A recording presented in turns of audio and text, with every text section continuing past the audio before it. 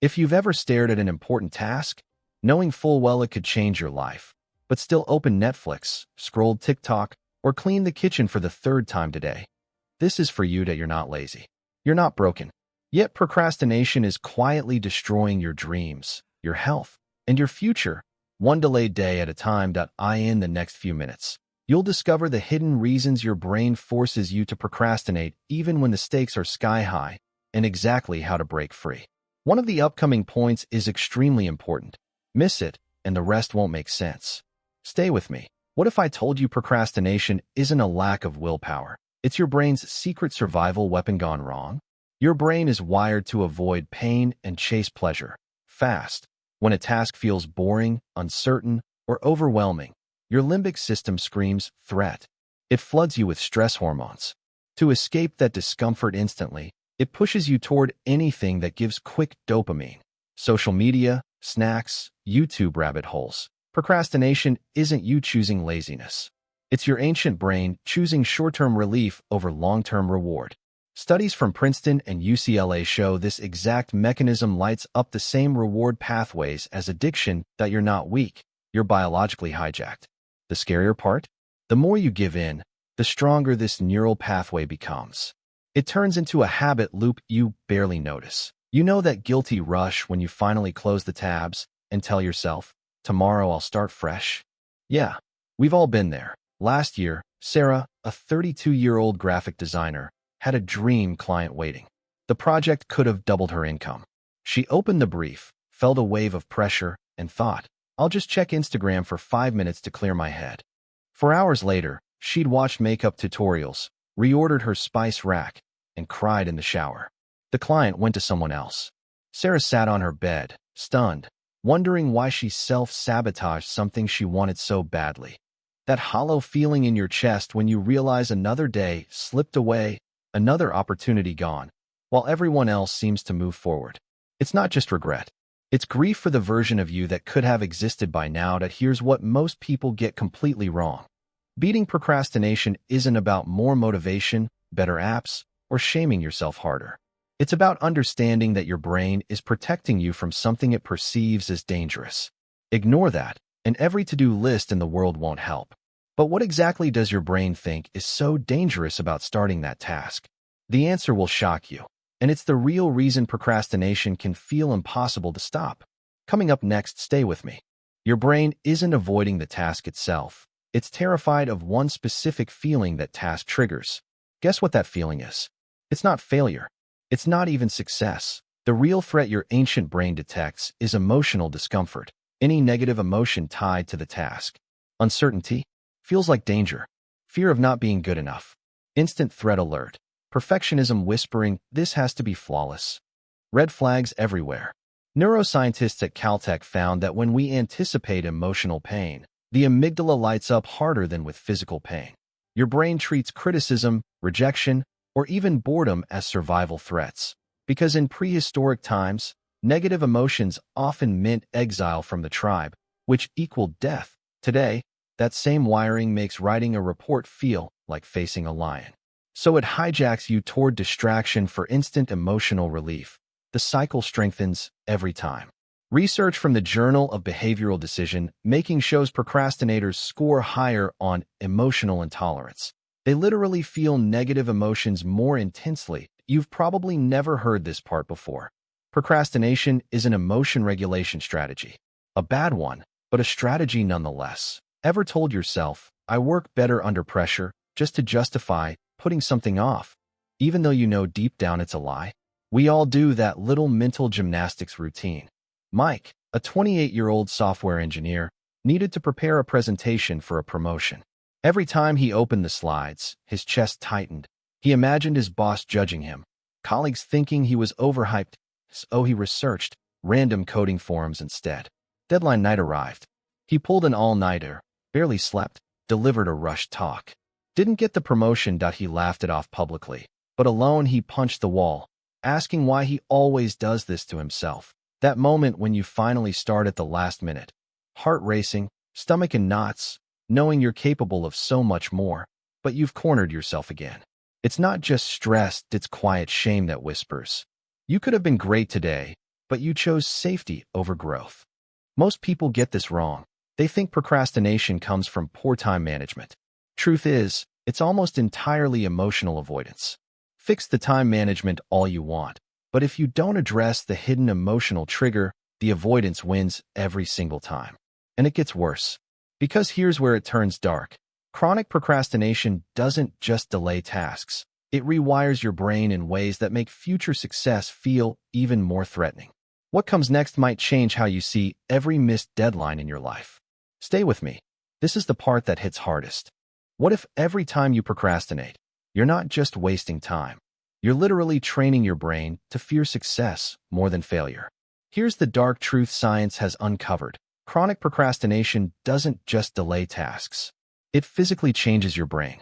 Repeated avoidance strengthens the limbic system, the emotional fear center, while weakening the prefrontal cortex, the part responsible for planning, focus, and self-control. MRI studies from the University of Southern California show chronic procrastinators have a larger amygdala and weaker connections to the decision-making regions. Translation: the more you put things off, the louder the fear voice gets, and the quieter your rational voice becomes. It creates a vicious feedback loop. Each delay releases short-term dopamine relief, reinforcing the habit like a drug. Over months and years, your brain starts associating important tasks with intense emotional threat. Success itself becomes scary because achieving it would raise the bar, invite judgment, demand consistency. So unconsciously, you sabotage to stay in the familiar comfort zone of not yet started. Research published in Psychological Science reveals procrastinators often have lower self-esteem over time, higher cortisol levels, increased anxiety, even weakened immune function. The longer this goes on, the harder it is to break. Your brain literally learns. Procrastination equals safety. Action equals danger. And it will fight tooth and nail to keep you stuck. Most people get this wrong. They think it's just a bad habit they can willpower out of. But you're up against structural brain changes. Stay with me, because understanding this is the turning point. You ever notice how starting feels like climbing a mountain, but once you're in it, it's not that bad? Yet next time, the mountain feels even taller. That's not imagination. That's your rewired brain playing tricks. Alex, 35, wanted to launch his online business for 3 years. Every new year, he bought a new planner, watched motivation videos, felt the fire.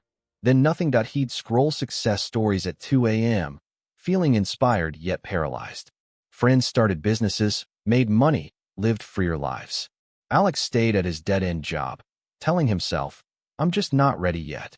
One night, he calculated. He'd lost over $200,000 in potential income. He stared at the number, tears streaming, whispering, "What have I done to myself?" Imagine looking back in 10 years, seeing the dreams you buried one delayed day at a time, the relationship strained because you were always stressed, the body worn down from chronic cortisol, the quiet voice inside saying, "I had so much potential, but I let fear win." That future isn't inevitable, but right now, it's the path you're on. And that realization? It hurts deeper than any deadline panic ever could. Here's the twist most people never see. Procrastination isn't destroying your productivity first. It's destroying your self-trust. Every time you say, "I'll do it tomorrow," and don't, you teach yourself that your word means nothing. You stop believing you're capable of change. And that broken self-trust becomes the deepest cage. Because even if you learn every productivity hack in the world, part of you won't believe you'll follow through. But there's a way out. A real one. Because once you understand how deep this goes, you can finally stop fighting the wrong enemy. The real solution isn't another technique or app. It's rewiring your emotional response at the root. What comes next isn't just theory. It's the exact steps that have helped thousands break free when nothing else worked. This is the part that changes everything. Don't miss it. What if I told you that in the next few minutes you'll get the exact step-by-step system that turns procrastination from your biggest enemy into something you barely even think about anymore? The good news: your brain is changeable. Neuroplasticity means you can weaken those fear pathways and strengthen the action ones. Thousands have done it, not with endless motivation or perfect routines, but by targeting the emotional root we uncovered earlier. The system has 4 core steps, backed by research from Stanford, Harvard, and cognitive behavioral therapy trials. Step 1. Name the emotion. The second you feel resistance, pause and label it out loud. I'm feeling anxiety about being judged, or I'm bored and want quick dopamine. A meta-analysis in Psychological Bulletin shows naming emotions reduces amygdala activity by up to 50%. It turns the vague threat into something manageable. Step 2. Shrink the start. Never aim for do the whole thing. Commit to the tiniest possible action. 2 minutes max. Open the document. Write one sentence. Put on workout shoes. Dr. B.J. Fogg's behavior model at Stanford proves micro-starts bypass resistance because the brain doesn't see them as threatening. Momentum almost always takes over. Step 3. Recondition the reward. After any action, no matter how small, give yourself an immediate, healthy dopamine hit. Fist pump, say hell yes, play a favorite song clip, eat a square of dark chocolate. You're manually rewiring the brain to associate action with pleasure instead of avoidance with relief. Studies in Nature Neuroscience confirm this creates new neural pathways in weeks. Step 4. Build self-trust daily. End each day with a done list. Write 3 things you actually completed, even tiny ones. This rebuilds the prefrontal cortex and restores belief in your word. Over time, your brain learns. When I say I'll do something, I do it. Resistance drops dramatically. Combine these 4, practice daily, and within 21 to 30 days, most people report procrastination dropping by 70 to 90%. It's not magic, it's science applied correctly. You've probably never heard this put together quite this way before, but it works when nothing else has. Jordan, 29, had procrastinated on his fitness goals for years. Gym memberships expired and used. One day, he tried the system. He named the fear, I'm afraid I'll quit again. Committed to just putting on gym clothes, rewarded himself with his favorite playlist, and wrote it on his done list. 2 minutes turned into 30. 3 months later, he'd lost 35 pounds, ran a 10K, and posted a before-after photo with the caption, I finally became someone I trust. Imagine waking up without that heavy cloud of undone tasks hanging over you. Feeling proud before noon because you've already tackled what matters. Watching opportunities turn into results because you showed up when it counted. That calm confidence in your own capability, the quiet knowledge that you've got your own back. That's not a fantasy. That's what's waiting on the other side of applying this today. Here's the final twist most people miss. You don't need to feel motivated to start. You need to start to feel motivated. The emotion follows the action, not the other way around. Waiting for motivation keeps you stuck forever. But taking that tiny step, even when you feel zero desire, is what creates the motivation snowball. And once it starts rolling, almost nothing can stop it. You've just armed yourself with everything you need, the hidden reasons, the brain science, and the exact steps that actually work. Your next big step is waiting right now. Not tomorrow. Not after one more video. Pick one task you've been avoiding. Name the emotion. Commit to 2 minutes. Do it immediately after this ends. That version of you, the one who follows through, builds momentum, and lives without regret, is waiting inside that tiny action. Go claim it. You've got this.